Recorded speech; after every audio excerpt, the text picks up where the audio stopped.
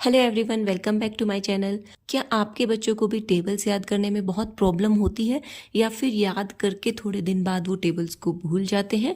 तो चलिए आज के इस वीडियो में हम इसी प्रॉब्लम का डिस्कशन करेंगे। आपने देखा होगा छोटे बच्चों का जो स्कूल होता है, छोटी क्लासेस होती हैं, उसमें टीचर्स जो हैं वो बच्चों को बोल बोल के, थोड़ा सा लाउड बोल बोल के पढ़ाते हैं। चाहे वो नंबर्स सिखाएं, चाहे वो अल्फ़ाबेट्स सिखाएं या वो टेबल्स कराएं, और बच्चों को रिपीट करने के लिए बोलती हैं तेज आवाज में। जैसे ए फॉर एप्पल, तो बच्चे भी साथ में बोलते हैं ए फॉर एप्पल।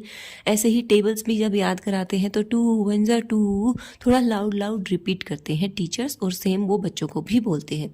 तो आपको यही तरीका यूज़ करना है अपने घर में भी। मैंने देखा है बहुत सारे पेरेंट्स अपने बच्चों को लिख लिख के याद करने के लिए बोलते हैं, लेकिन ये तरीका छोटे बच्चों में काम नहीं करता है। छोटे बच्चे सुन के ज़्यादा जल्दी सीखते हैं, ना कि लिख के। आप नॉर्मली अपने घर में भी ये बात नोट कर सकते हो कि आपके घर में जो लोग आपस में आप बातें करते हो, जो लैंग्वेज आप आपस में बोलते हो, वो बच्चे बिना कहे ही अपने आप ही सीख जाते हैं और बहुत जल्दी सीख जाते हैं। और जिस चीज़ के लिए आप बच्चों को ज़्यादा फोर्स करते हो या उन्हें सिखाने की कोशिश करते रहते हो, पीछे पड़े रहते हो, वो चीज़ बच्चे नहीं सीखते हैं, उससे वो थोड़ा दूर भागते हैं या चिढ़ने लग जाते हैं। तो ये सेम टेक्निक पढ़ाई पे भी लागू होती है। अगर आप बच्चे को टेबल्स याद कराने के लिए बहुत ज़्यादा फोर्स करेंगे, उसे बिठा के बोलते रहेंगे कि देख देख के लिखो या फिर पढ़ते रहो, याद करते रहो, जब तक आपको याद नहीं हो जाता याद करते रहो, तो बच्चे को क्या है ना, बहुत प्रेशर फील होने लग जाता है। उसको ये एक पनिशमेंट जैसा लगने लग जाता है। इसकी वजह से बच्चा भले ही उस टेबल को याद कर भी ले, लेकिन वो लॉन्ग टर्म तक उसे याद नहीं रख पाएगा।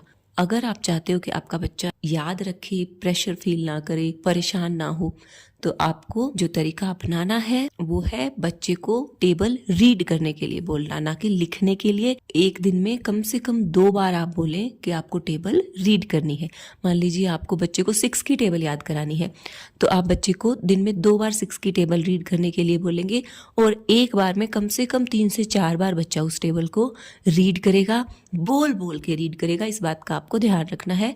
जैसे 6 1 जा 6, इस तरीके से आपको बच्चे को रीड करने के लिए बोलना है। संडे को आप उसे 3 बार भी बोल सकते हैं रीड करने के लिए।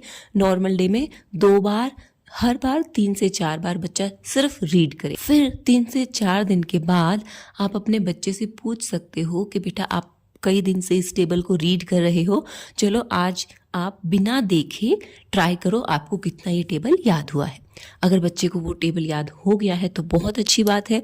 अब आप नेक्स्ट टेबल पे चल सकते हो, और अगर अभी उसे याद नहीं हुआ है तो उसे थोड़ा टाइम और दीजिए, सेम तरीके से। ये तो हो गया एक पॉइंट। दूसरा पॉइंट, जब आप दूसरी टेबल पे जाते हैं तो पिछली टेबल्स को पूरी तरह से छोड़ना नहीं है। आपको अगर 6 का टेबल याद हो गया, आप बच्चा 7 पे जा रहा है, तो अब आपको क्या करना है, 6 की टेबल भी कंटिन्यूटी में रखनी है। बच्चा 7 की टेबल वही दिन में 2 बार 3 से 4 बार रीड करेगा, और एक बार 6 की टेबल भी आपको रीड करने को बोलनी है, वो भी बिना देखे, क्योंकि अब वो उसे ऑलरेडी याद हो गई है। सेम जब 6 और 7 दोनों याद हो जाए, और जब बच्चा 8 पे जाएगा तो दिन में एक बार आपको 6 और 7 की टेबल उससे सुन लेना है, क्योंकि उसे याद है तो अब उसे देख के सुनाने की ज़रूरत नहीं है। और 8 की टेबल उसे सिर्फ रीड करनी है, दिन में 2 बार 3 से 4 बार। ये सिंपल तरीका है, इससे बच्चे के दिमाग पे जो है प्रेशर नहीं आता। और जब बच्चा बिना प्रेशर के कुछ रीड करता है या सुनता है, अगर वो रीड नहीं कर पा रहा है तो आप भी बोल बोल के उसे सुना सकते हैं टेबल। उससे भी बच्चे को याद करने में बहुत हेल्प मिलती है। तो जब बच्चा इस तरीके से सुनता या पढ़ता है बिना प्रेशर के, खुशी खुशी, तो वो बहुत जल्दी कैच भी कर लेता है, और ये चीज़ें बहुत लंबे समय तक बच्चे के दिमाग में रहती हैं। तो आई होप आपको समझ आ गया कि आपको बच्चे को टेबल्स याद कराने के लिए क्या करना है। अगर आपके बच्चों को इस वीडियो से हेल्प मिलती है तो मुझे प्लीज़ बताना कमेंट करके कि आपके बच्चे को एक टेबल याद करने में कितने दिन लगे, और क्या उसे वो टेबल्स याद है या वो भूल जा रहा है।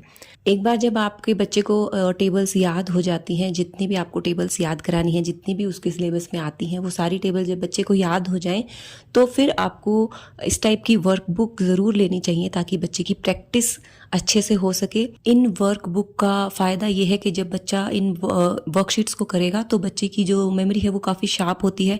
टेबल्स में बहुत अच्छी एक्सपर्टी उन्हें मिल जाती है, और वो टेबल्स को भूलते नहीं है। प्रैक्टिस में बनी रहती है। तो इस टाइप की वर्कबुक आप ऑनलाइन खरीद सकते हैं, इनका लिंक भी मैंने डाल दिया है। तो मिलती हूँ आपको एक और नए वीडियो के साथ, तब तक के लिए नमस्कार, खुश रहें, अपना और अपने बच्चों का ध्यान रखें।